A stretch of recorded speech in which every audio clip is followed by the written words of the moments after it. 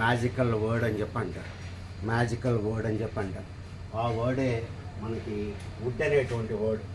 Would అనేటువంటి word చాలామంది confuse అవుతూ ఉంటారు. ఎందుకు కన్ఫ్యూజ్ అవుతారు అంటే చాలా రకాలుగా వాడతారు వుడ్ అనేది. ఈరోజు మనం చెప్పడానికి ట్రై చేద్దాం. మీరు ఫస్ట్ ఈ గుర్తుపెట్టుకోండి. ఈ వుడ్ అనేది విల్కి పాస్ట్ టెన్స్ అని గుర్తుపెట్టుకోండి. విల్కి పాస్ట్ టెన్స్ వుడ్. విల్కి పాస్ట్ టెన్స్ వుడ్ అనేది మనం చెప్పుకోండి.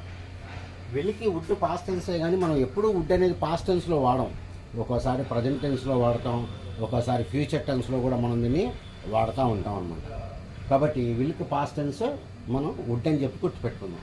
రైట్. ఈ వుడ్ అనేది ఏంటంటే మనకి ఇంగ్లీష్లో మోడల్ వెర్బ్ అంటాం. దీన్ని ఇంగ్లీష్లో మనం మోడల్ వెర్బ్ అని చెప్పి అంటాం. తర్వాత ఏం నేర్చుకోవాలి, వుడ్ అనేది అందరికీ వచ్చేస్తుంది. ఇది వీళ్ళకి రావాలి, వీళ్ళకి రావాలి, థర్డ్ పర్సన్కి వేరే అది లేదు. I would, we would, you would, he would, she would, it would, they would, అందరికీ మీరు వుడ్ అనేది చాలా హ్యాపీగా రాసేయచ్చు. తర్వాత ఇంకో విషయం ఏంటంటే వుడ్ తర్వాత మనం వుడ్ ప్రజెంట్ తర్వాత వెర్బ్ ప్రజెంట్ టెన్స్లో I would go, I would buy, I would see ఇట్లా రాయాలి. మధ్యలో టూలు పెట్టడాలు, ఎస్ ఫామ్లు పెట్టడాలు ఇవి ఏమీ రావు. అందరికి ఒకటే ఫామ్. వుడ్ తర్వాత మనం ఎప్పుడూ కూడా ప్రజెంట్ టెన్స్ మనం వాడాలి. ఈ ఫస్ట్ మీరు నేర్చుకోవాలి వుడ్ గురించి. ఓకే, ఇప్పుడు నెక్స్ట్ ఏంటి?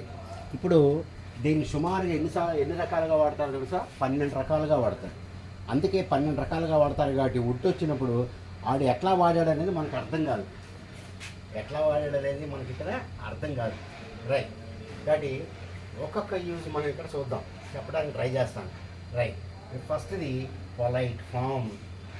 పొలైట్గా చెప్పడానికి అడగడానికి వాడతారు. ఇది ఎప్పుడు కూడా పొలైట్గా చెప్పడానికి అడగడానికి మనం దీన్ని వాడతాం. ఫస్ట్ పొలైట్ ఫామ్ ఏంటో చూడండి.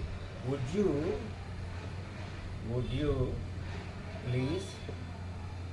You please open the door. Would you please open the door పొలైట్గా అడగడం అనమాట. Would you please open the door, దయచేసి తలుపు తీస్తారా, అది పొలైట్ ఫామ్ అనమాట. అంటే రిక్వెస్ట్, పొలైట్గా మీరు అడుగుతున్నారు.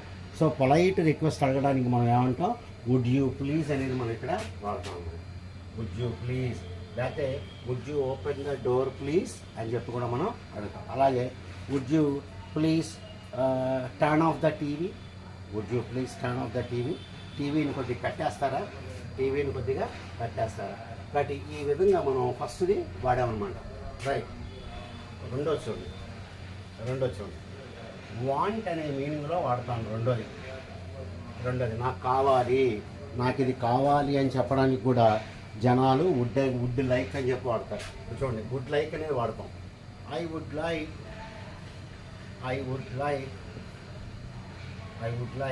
ఏ pizza please. I would like a pizza please. నాకు పిజ్జా కావాలి, అది. Right. I would like you to attend the meeting. నువ్వు మీటింగ్కి వెళ్ళాలని చెప్పి నేను కోరుకుంటున్నాను.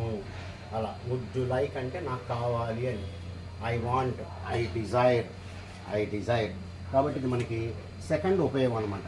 ఇదేమో ఫస్ట్ పొలైట్ ఫామ్. రెండోది వచ్చేసి వాంట్ అనేటువంటి మీనింగ్లో మనం దీన్ని వాడతాం అన్నమాట. Okay, right. చూద్దాం ఇప్పుడు మూడోది ఏంటో చూద్దాం. Okay, right. రెండోది అయిపోయింది. రైట్. థర్డ్ ఉపయోగం ఏంటంటే రైట్ ఇమాజిన్ చేస్తూ ఉంటారు మీరు. ఇమాజినేషన్, ఊహ. ఇమాజినేషన్ కంటే ఇక్కడ మీరు ఇది రాయండి. ఏం రాస్తారంటే ఒపీనియన్. మీ అభిప్రాయం చెప్పడం. మీ అభిప్రాయం, మీరు ఏమి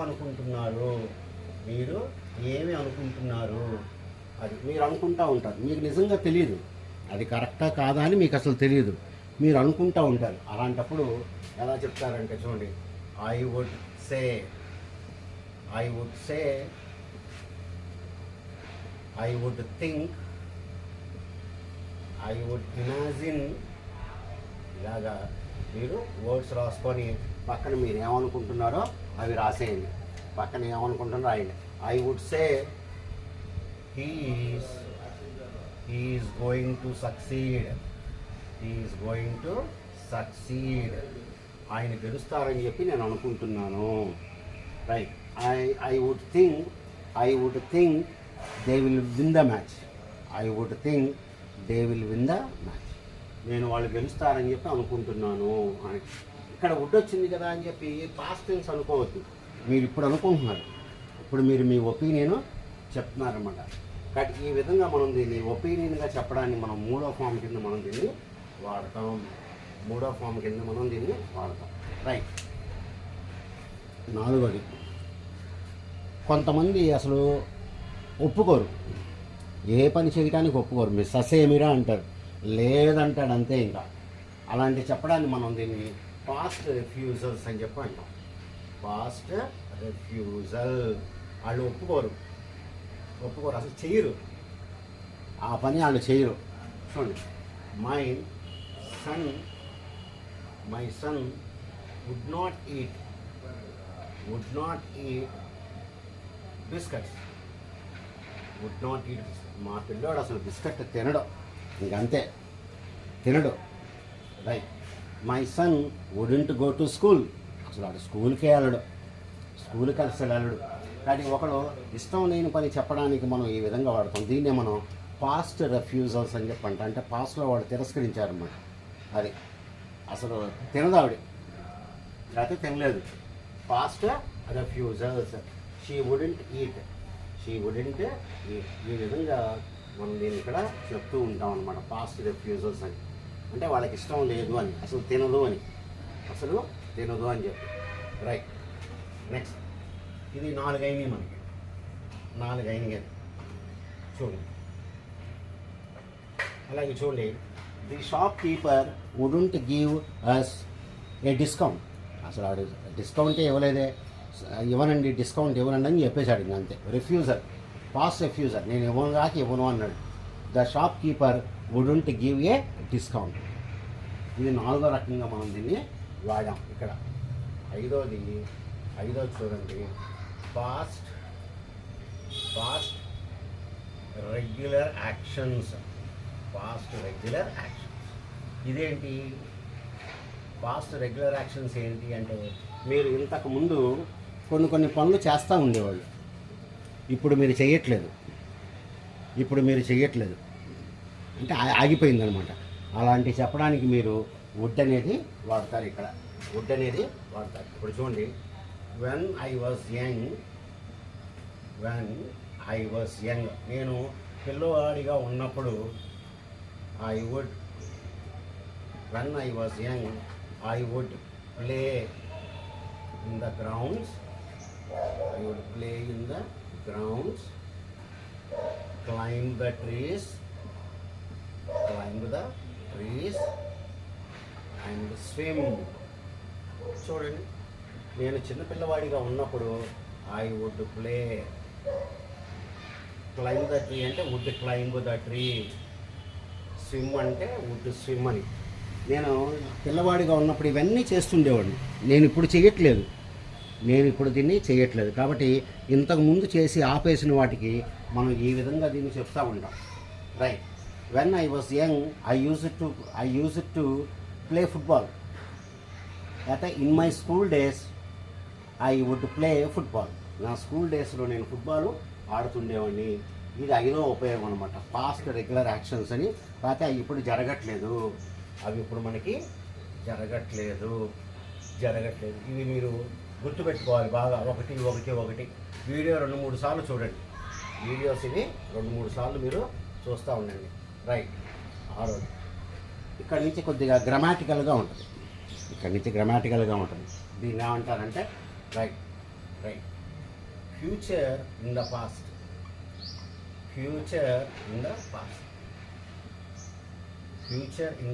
పాస్ట్కి ఫ్యూచర్ ఏంటి అంటే చూడండి, ఇప్పుడు మీరు ఇలా చెప్పారు ఒక sentence, I think he will pass అని చెప్పారు ఒక సెంటెన్స్. అతడు పాస్ అవుతాడని నేను అనుకుంటున్నాను. ప్రజెంట్ టెన్స్లో చెప్పాను. I think he will pass. I will think I will write the exam. ఇలా చెప్పారు. ఇప్పుడు మనం దీన్ని పాస్ట్ టెన్స్లోకి వెళ్ళిపోయాం అనుకోండి, ఎలా రాస్తారు? I thought. దీన్ని మీరు పాస్ట్ టెన్స్లోకి మార్చారు. విల్ని కూడా పాస్ట్ టెన్స్లోకి మార్చారు. I thought he would pass. చూడండి, I think he will pass అంటే ప్రజెంట్ నుంచి మీరు ఫ్యూచర్లోకి వెళ్ళారు. ఇక్కడ పాస్ట్ నుంచి ఫ్యూచర్లోకి వెళ్ళారు. అందుకే దీన్ని ఫ్యూచర్ ఇన్ ద పాస్ట్ అని చెప్పి అంటాం. కాబట్టి ఇది పాస్ట్ టెన్స్. పాస్ట్ నుంచి మీరు ఏమనుకున్నారు? పాస్ అవుతారని చెప్పి అనుకున్నారు. I thought he would pass. ఇలాగ చెప్తాం అనమాట. అలాగే చూడండి, ఐ థింక్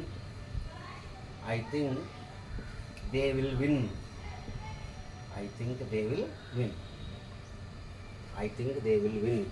వాళ్ళు గెలుస్తారని చెప్పి అనుకున్నా. ఇప్పుడు మీరు దీన్ని పాస్ట్ టెన్స్లోకి మార్చారంటే ఏం చెప్పాలి? I thought they would win. వాళ్ళు గెలుస్తారని చెప్పి నేను అనుకున్నాను. దీన్నే మనం ఫ్యూచర్ ఇన్ ద పాస్ట్ అని చెప్పి అంటారు. మనం అంటాం అన్నమాట. ఇది నెక్స్ట్ ఉపయోగం. ఇది వచ్చేసి మనకి నెక్స్ట్ ఉపయోగం. రైట్. 7వ ఉపయోగం చూద్దాం. మనం దీన్ని ఇక్కడ చూద్దాం. రైట్. ఓకే. రైట్. ఎవరికన్నా ఏదన్నా ఇవ్వబోతున్నప్పుడు ఇఫ్ వాడతాం. ఆఫర్. ఎవరికన్నా ఏదన్నా మనం ఇవ్వబోతూ ఉంటాం, ఆఫర్ చేస్తుంటాం. తినమని కానీ కూర్చోమని కానీ ఆఫర్ చేస్తూ ఉంటాం. అలాంటప్పుడు కూడా మనం వుడ్ వాడతాం. Right. Would you like some tea? మీకు టీ కావాలా? Would you like a sandwich? Right. Would you like to sit down here? Offer అంటాం ఎవరికన్నా ఏదన్నా ఇవ్వబోవడం. Right. Would you like some biscuits? ఇది మనం ఆఫర్ కింద మనం దీన్ని ఇక్కడ వాడుతూ ఉంటాము. ఈ విధంగా మనం చాలా రకాలుగా మనం దీన్ని వాడుతూ ఉంటాము. రైట్. ఇప్పుడు అసలైంది వచ్చింది. చూడండి, అసలైంది ఏంటంటే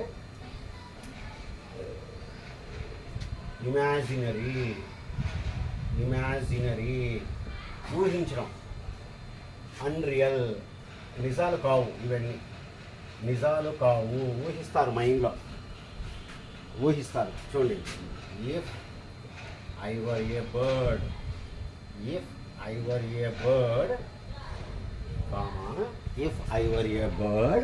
నేనే ఒక పక్షినైతే, if I were a bird I would fly. ఇక్కడ వుడ్ వచ్చింది. ఐ వుడ్ ఫ్లై అంటే మీరు ఏమర్థం చేసుకోవాలి? జరగనటువంటి సెంటెన్సెస్లో వుడ్ వస్తుంది. జరగని సెంటెన్సెస్లో మనకి వుడ్ వస్తుంది. నేనే గనక పక్షినైతే, చాలామంది అంటుంటారు, ఏమంటే ఐ తర్వాత వర్ర ఎందుకు వచ్చింది, రాదు కదా అని. ఇది సెంటెన్స్ జరగదు కదా. జరగనప్పుడు జరగని వర్డ్సే వస్తాయి. So if I were a bird I would fly. Right. If I were the prime minister, నేనే ప్రైమ్ మినిస్టర్ అయితే, I would change India. India మొత్తాన్ని మార్చేస్తాను. నేను ఇండియాకి ప్రైమ్ మినిస్టర్ని అయితే, అది ప్రైమ్ మినిస్టర్ అవ్వడం జరుగుద్దా? జరగదు. ఇక్కడ మనకి జరగదు. కాబట్టి ఈ విధంగా మనం దీన్ని వాడుతూ ఉంటాం అన్నమాట. రైట్. ఇప్పుడు చూడండి, థర్డ్ 8 అయిపోయినాయి. రైట్. ఇప్పుడు థర్డ్ వన్ ఏంటంటే థర్డ్ కండిషనల్ అంటాం. థర్డ్ కండిషనల్ ఇందాక చెప్పింది మనం సెకండ్ కండిషనల్. ఏది? If I were a bird I would fly అనేది సెకండ్ కండిషన్. ఇప్పుడు థర్డ్ కండిషన్ సెంటెన్స్ ఉంది. Right. If I had studied hard, I would have passed. I would have pass. I would have pass. ఇటువంటి would have అనేటువంటి word మనకి వచ్చింది. నేను చదివి ఉన్నట్లయితే పాస్ అయ్యి ఉండేవాడిని.